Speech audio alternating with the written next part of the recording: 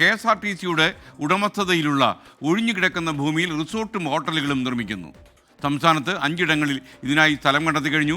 പദ്ധതിക്കായി KSRTC ടെൻഡറും ക്ഷണിച്ചു. 24 prime time ബ്രേക്കിംഗുമായി Umesh Balakrishnan തിരുവനന്തപുരത്ത് നിന്ന് ചേരുന്നു. ഉമേഷ്, പറയൂ, എവിടെയൊക്കെയാണ് പ്രധാനമായും ഈ റിസോർട്ടും ഹോട്ടലും ഒക്കെ വരാൻ പോകുന്നത്?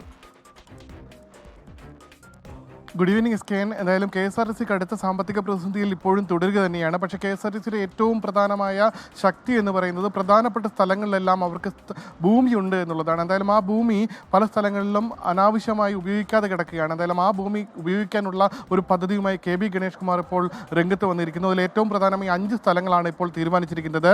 അതിൽ മൂന്നാർ ഏറ്റവും സുപ്രധാനമാണ്. മൂന്നാറിൽ ഒരു 5 സ്റ്റാർ ഹോട്ടൽ പണിയാനാണ് നിർദ്ദേശിച്ചിരിക്കുന്നത്. അതുപ്രകാരം മൂന്നാറിൽ 3 ഏക്കർ സ്ഥലമാണ് KSRTCക്ക് ഉള്ളത്. അതിൽ 5 സ്റ്റാർ ഹോട്ടൽ പണിയും അതിന് സ്പാ കൂടാതെ ഹിൽ വ്യൂ റിസോർട്ടുകൾ എന്നിവ ഉൾപ്പെടുത്തിയായിരിക്കും ഈ 5 സ്റ്റാർ ഹോട്ടൽ പണിയുക.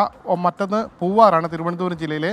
ഈ പൂവാർ 1 ഏക്കർ ഭൂമി ഇപ്പോൾ KSRTCക്ക് ഉണ്ട്. അതും കായൽ കാണാവുന്ന രീതിയിലുള്ള ഭൂമിയാണുള്ളത്. ഇവിടെ ഒരു റിസോർട്ട് നിർമ്മിക്കാനാണ് പദ്ധതി ഇട്ടിരിക്കുന്നത്. മറ്റൊന്ന് കൊല്ലത്താണ്. കൊല്ലത്ത് 1 ഏക്കർ 75 സെൻറ്റ് ഭൂമിയാണ് KSRTCക്ക് ഉള്ളത്. ഇവിടെ ഒരു കൊമേഴ്ഷ്യൽ ബിൽഡിങ്ങും ഒപ്പം അഷ്ടമുടി കായലിനോട് ചേർന്ന് ഒരു റിസോർട്ടും നിർമ്മിക്കാനാണ് പ്ലാൻ തയ്യാറാക്കിയിരിക്കുന്നത്. മറ്റൊന്ന് എറണാകുളത്താണ്. എറണാകുളത്ത് 4 ഏക്കർ ഭൂമിയാണ് നഗരമധ്യത്തിൽ KSRTCക്ക് ഉള്ളത്.